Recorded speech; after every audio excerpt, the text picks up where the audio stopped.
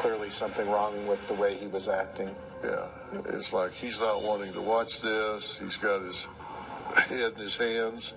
And then when you look at Chris's neighbor, just talking about his radar, that's when what you're talking about here.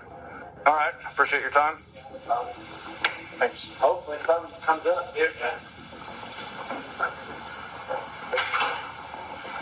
Not active, right? No. Doesn't have the you can never rock back and forth and never votes for stuff in and out of the garage.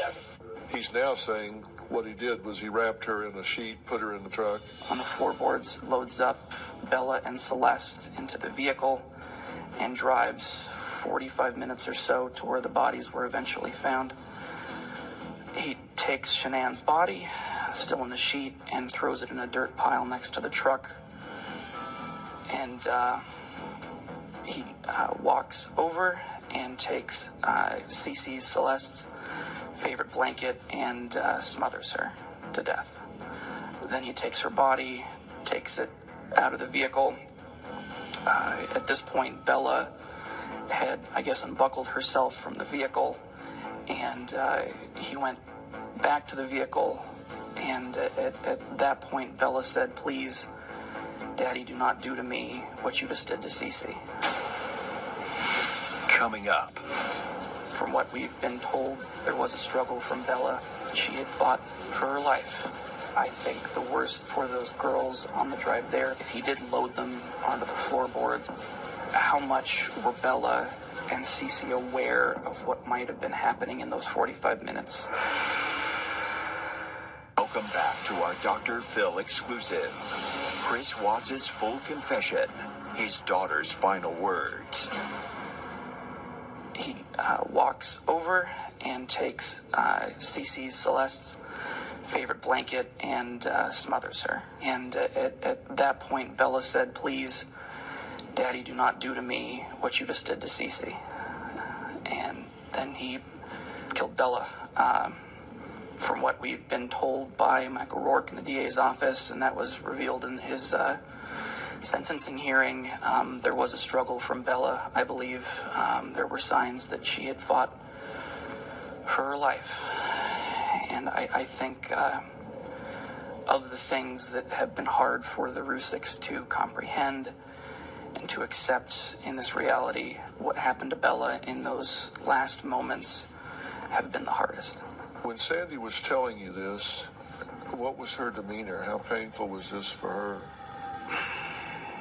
The hardest thing to hear was that she wonders if in Bella's last moments, seeing as she saw her mother being wrapped up in a sheet, she saw her sister being killed, if some of her last thoughts might have been, where's Grandma, where's Grandpa?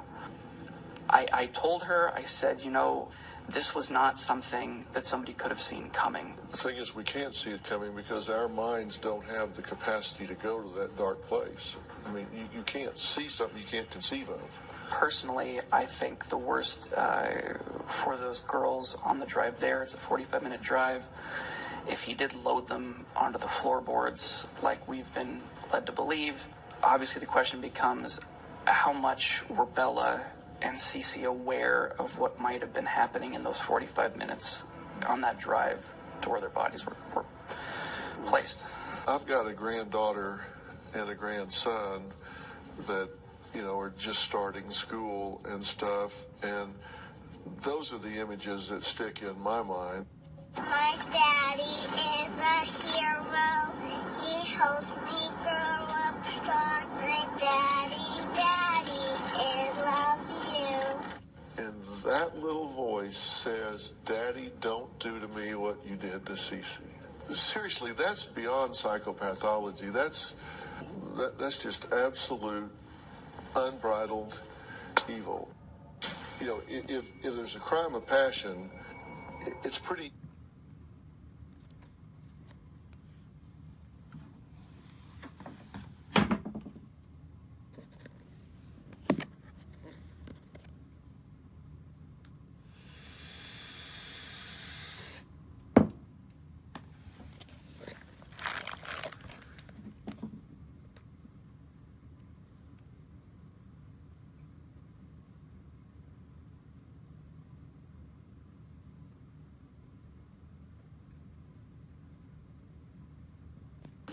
unbridled evil.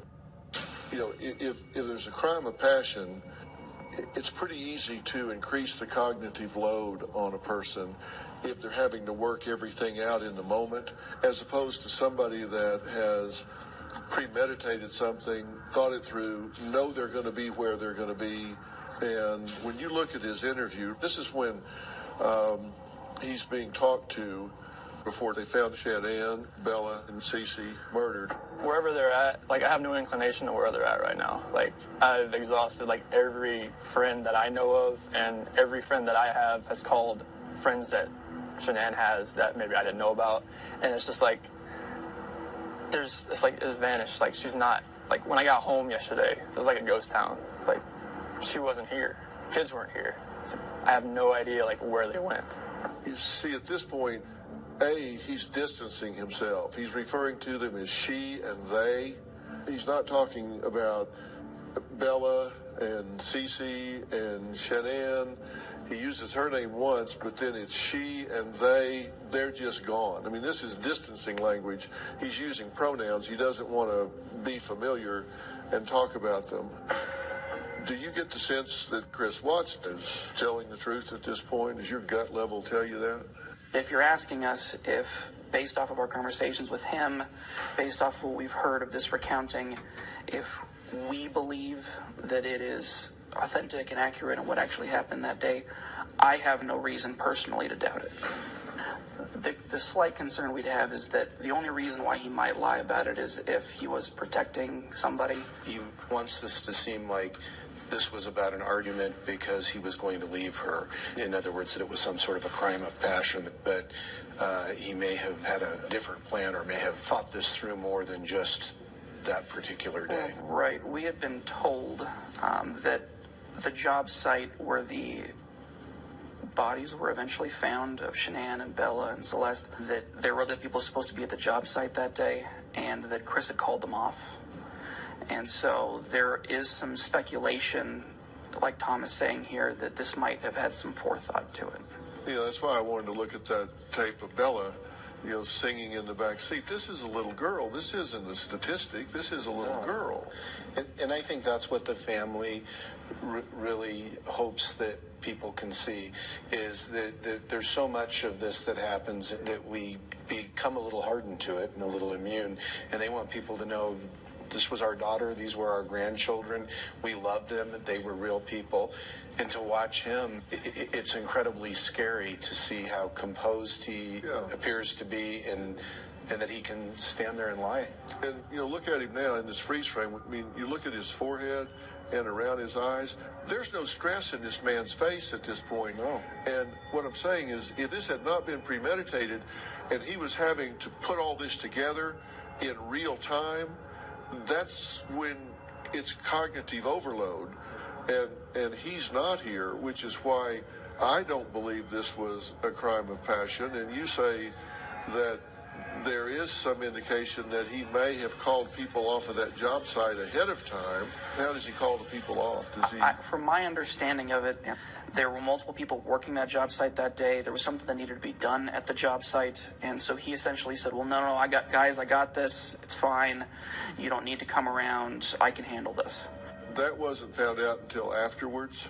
That's our understanding, yes. Yeah, that makes sense. Let's roll this. It doesn't, if it's earth-shattering, I don't feel like this is even real right now. It's like a nightmare that I just can't wake up from. Bella was going to start kindergarten next Monday. Was going to start kindergarten, which means she can't start now, and he knows she can't start now because she's no longer alive. That's what makes me believe this calling off the workers does comport with what we're seeing. Roll the tape. I'm just hoping right now that she's somewhere safe, and maybe she's there. But right now it's just like, if she's vanished, like, I want her back so bad. I want those kids back so bad. There's no cameras in the backyard or anything like that, so it's really hard to even suspect anything right now as far as how she could have left. This doesn't seem real at all. It just seems like I'm living in a nightmare and I can't get out of it. I just want them home so bad. Yeah. And you notice he's shaking his head no while he's saying, I want them home so bad. I want them home so bad. We know the other person that was interviewed was the...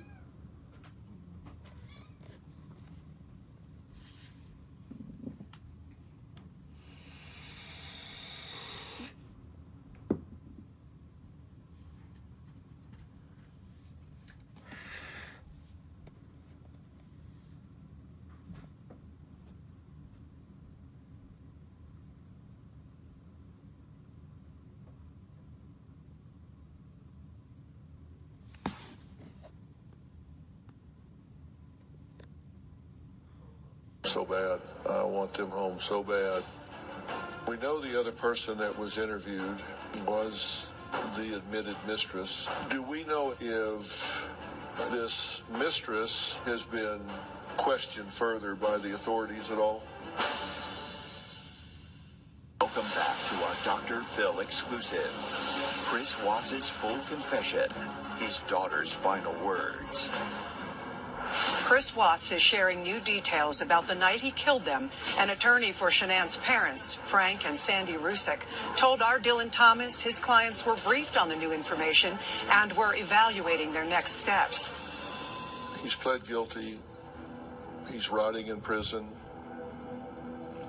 Why are they there? Why did they go in? As we've expressed, it's our guess that there was another person they were looking into or investigating that would have required enough time to either determine if charges should be brought or if that was not an avenue to be explored.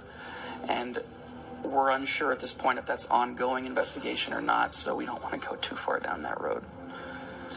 Well, we know the other person that was interviewed was the admitted mistress. Let's take a look at this. I think a lot of people are going to probably assume that I was the catalyst for his movement, but I don't think, not me, instructing him, but him deciding to do that because he had me in his life and because he was so, infatuated with what we had going on.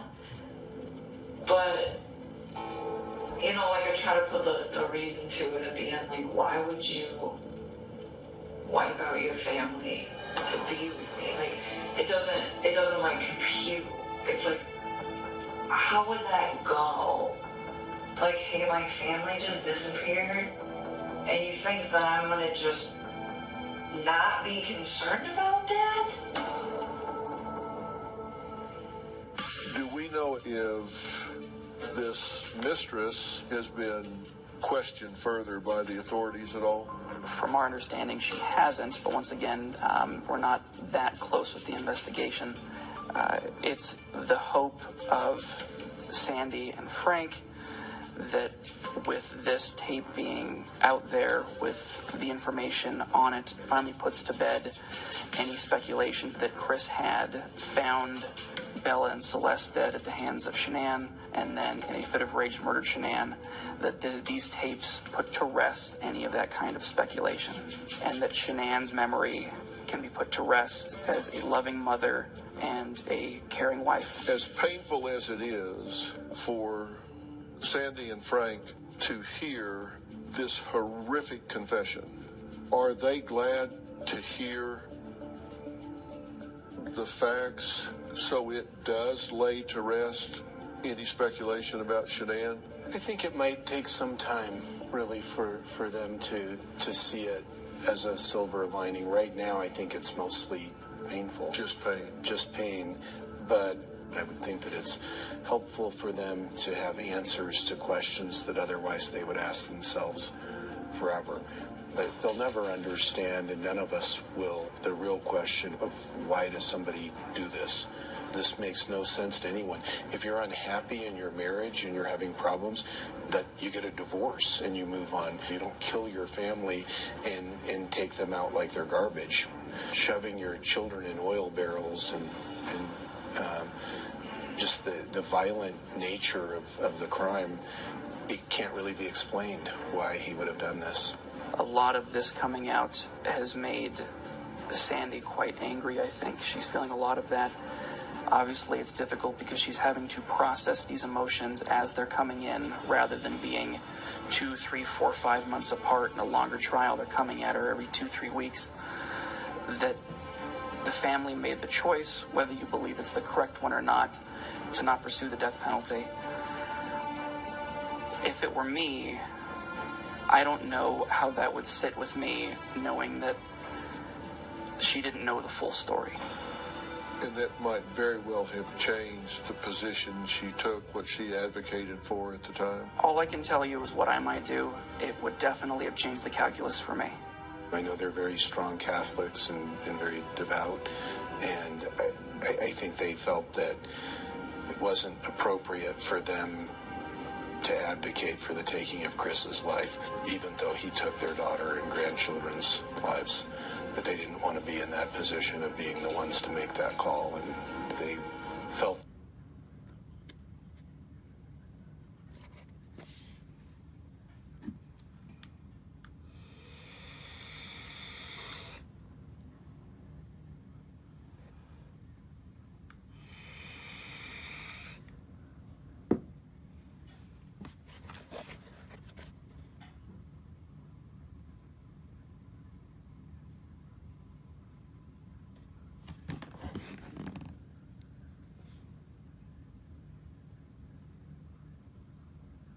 grandchildren's lives, that they didn't want to be in that position of being the ones to make that call, and they felt that the DA offering Chris a chance to not be charged with the death penalty was appropriate and something that they supported clearly. Phil exclusive. Chris Watts' full confession. His daughter's final words. The defendant coldly and deliberately ended 4 lives. Not in a fit of rage, not by way of accident, but in a calculated and sickening manner. What must Bella, age 4, and Celeste, age 3, must have experienced or thought is their father, the one man on this planet who was supposed to nurture and protect them, was snuffing out their lives. The man seated to my right smothered his daughters. I mean, if his admission is true, then everything we look at right here in this house tour, they're dead and gone. How long have you guys been married? So, been together 8 years, married 6 this year. Yeah. And this is very unusual behavior. What's this door right here go to? Lock. Do you have a key for it? Lock it, get here and just play it out. Yeah. So you normally keep it locked? Yeah, because they would go in there and they'd be in soap. Like last time we had Vaseline everywhere. You know, so that was not fun. So does she normally make the beds, the kids' beds? No. Did you tell your mother-in-law that she went to a friend's today? Mm-hmm. Yeah. What friend? So since her friend's house, but that's all I knew. Who was she supposed to go to? That's all she told me. Said she's going to her friend's house to take the kids. When did she tell you that? This morning, when we talked about 4 or 5 o'clock. The whole time he's having that conversation, he's been to the side, he's killed Cece, he's killed Bella, he's already killed her, and he's standing there rocking back and forth. It's, absolutely unbelievable. It appears to me that Chris Watts changed in a significant way from the time they got married to the time he did these things. You know, he lost the weight. He seemed to become very narcissistic. Things changed and he lost himself. He's got 3 life sentences and 84 years to reflect on that. The thing I always found out about these kind of people is they're narcissistic. And with a narcissist, they never challenge their story. And then the first time somebody pushes back, they fold like a pup tent in a windstorm. And that's where you see him on the driveway, rocking back and forth, and he's got that deer in the headlights look. And he's got no game. He's got no story. He's got nothing. And he's laughing when there's incongruency between his emotions and his story. And said she went to a friend's. What friend? I don't know. Really? Your wife leaves with your children going to a friend and you don't know which one? Does she have 140 friends? What are you talking about? That's a lie on its face. I mean, this is falling apart from the minute he opens his mouth. That's why this guy was caught as fast as he was.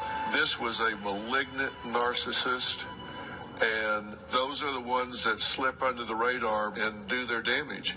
He's sick. He's demented. He's off the street where he should be. He never should be there. Let's talk about the fact that he has now folded enough to make it clear that Shanann was a good and loving mother, had not one thing to do with this, and let's honor her and let's honor those children. So that's what's remembered, and that's the message we want to leave with America. Chris Watts'